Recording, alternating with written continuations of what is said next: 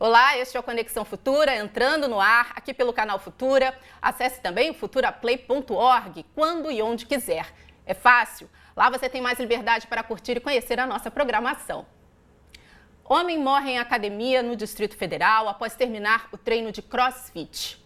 Aluno morre durante exercício em academia em Campinas, São Paulo. Manchetes assim se repetiram ao longo de 2016, chamando a atenção para casos de morte súbita durante a prática de atividades físicas.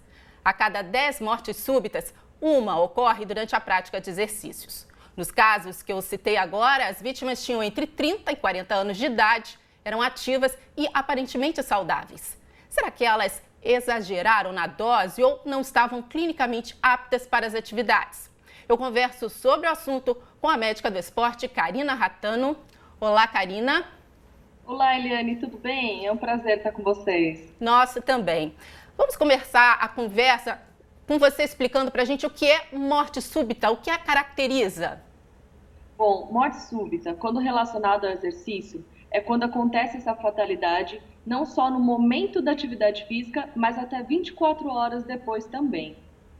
Mas, afinal de contas, existe alguma lei que determine a apresentação de atestado médico nas academias? Ou cada estado, cada município age, enfim, de acordo com uma legislação, uma norma própria?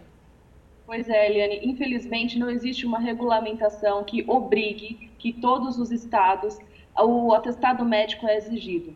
E isso faz com que as pessoas queiram fazer atividade física, queiram ser mais saudáveis ou mais ativas. No entanto, elas não estão protegidas de acontecer esse evento se a academia não pede, né? Normalmente as academias até pedem ou te cobram um certo valor e fazem uma avaliação, mas ela é muito superficial, né? O que, por exemplo, ela não é capaz de mostrar.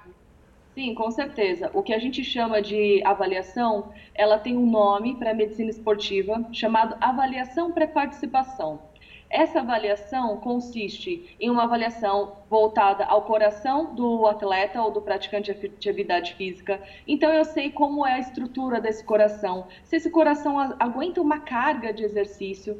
Além disso, eu sei como está a saúde muscular, a saúde óssea do praticante de atividade física. Então, eu previno lesões, eu organizo o treinamento deles, além de, claro, toda a avaliação metabólica, toda a programação de perda de peso ou ganho de massa magra, totalmente orientado. É essa avaliação que o médico do esporte faz, diferente do que a gente vê no dia a dia, um simples atestado de que pode fazer atividade física. Quais são os fatores de risco, para essa morte súbita ou para mal-estar, né, durante a prática de exercícios? O uso de anabolizantes, por exemplo, seria um desses fatores? Desenvolva com a gente. Sim, a morte súbita, a gente pode dividi-la em duas partes. A primeira parte, que acontece principalmente com as pessoas até 35 anos de idade. A principal causa de morte súbita é uma doença que já existe na pessoa. O coração já tem um problema nessa estrutura. Ela está predisposta, né?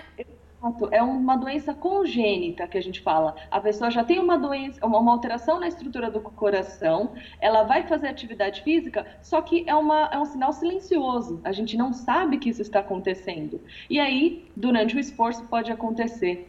E a segunda parte da morte súbita acontece principalmente após os 35 anos, onde as placas de gordura formam as placas de ateroma e entopem as veias e os vasos principais do coração e do cérebro, podendo levar essa pessoa a um infarto ou a um derrame durante a atividade física. Então, uma avaliação certinha, de forma bem específica, e que a gente encontre esses sinais e alguns sintomas também sugestivos que podem acontecer no exercício, são capazes de prevenir a morte súbita. Mas e outros fatores, né? Esses anabolizantes, por exemplo, o uso muitas vezes indiscriminado, normalmente indiscriminado deles, seria um fator? Sim, bem lembrado. O que é o anabolizante? Ele nada mais é que um hormônio que nós temos no nosso corpo. O problema é que esse anabolizante que as pessoas usam são feitos fora, na indústria farmacêutica, e as pessoas vão usar esse hormônio na tentativa de ficar maior, de crescer. Só que eles esquecem que o anabolizante, o intuito dele para essas pessoas é para aumentar a musculatura, correto? Só que o coração também ele é um músculo e ele também vai crescer, ele também vai hipertrofiar, ele vai ter dificuldade de bombar esse sangue para frente, além de que o anabolizante também pode ter mais chance de ter trombo, né? E ter com certeza depois uma trombose ou um evento cardiovascular, alguma coisa mais problemática que pode levar a um infarto também.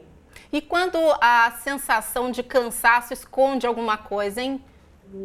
Pois é, um dos sintomas que a gente pergunta durante o exercício é se você consegue completar uma frase no seu máximo de esforço. Porque isso são os sinais que a gente consegue detectar se alguma coisa está errada. Tá, e uma dica, né, para quem está em casa, não tem o hábito de praticar atividades físicas, quer começar agora. Que exames básicos, né, ela deve fazer? Que profissional procurar antes mesmo até de procurar a academia? Bom, eu considero, dentro da minha especialidade, a medicina esportiva o melhor caminho antes que faça alguma atividade física. Claro, também não vai deixar de fazer a sua caminhada, a sua atividade regular que você já está fazendo. Mas se seu intuito é perder peso, ou melhorar rendimento, ou mesmo estar melhor de saúde, procure um médico do esporte. O médico do esporte ele pode fazer toda essa avaliação para você, além da parte cardiológica, muscular, programação de treino e orientação nutricional, né, Eliane? Que é muito importante as pessoas se alimentarem e hidratarem corretamente nos exercícios. Tá bom. E é simples encontrar um médico do esporte? Enfim, tem alguma dica? Sim, é muito fácil, é só você procurar na internet ou procurar dentro da Sociedade Brasileira ou mesmo no CREMESP, que é o Conselho Regional de Medicina. Existem médicos do esporte registrados e cadastrados que podem ajudar o nosso telespectador. Tá bom. Eu vou voltar um pouco na questão da regulamentação para ouvir sua opinião, né? Isso realmente não tem uma previsão para o país se posicionar em relação a isso, pelo que você acompanha no seu dia a dia de profissional? Karina.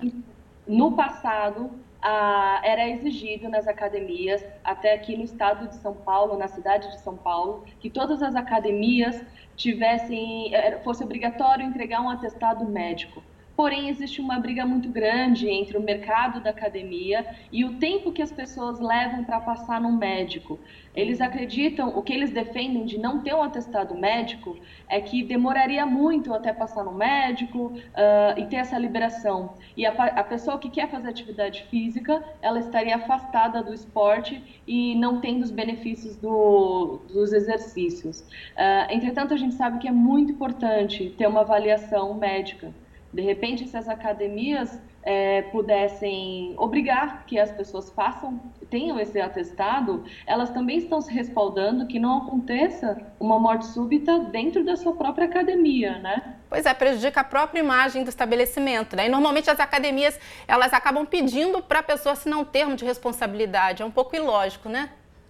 Exato. Esse termo que a gente sabe que não tem um poder legal para isso, né? E como que a pessoa vai saber que ela está apta para fazer uma atividade física se só a gente olhando no espelho nós não conhecemos nós mesmos, né? Então é importante sim a avaliação de um médico especialista se a pessoa está apta e quais exercícios ela pode fazer também. Tá bom. Karina Rattano, obrigada pela sua participação aqui no Conexão Futura. Até uma próxima conversa. Obrigada, Eliane. Até mais. Até. Continue ligado no Conexão Futura, porque daqui a pouco a gente volta para conversar sobre o cenário da adoção no país. Até já.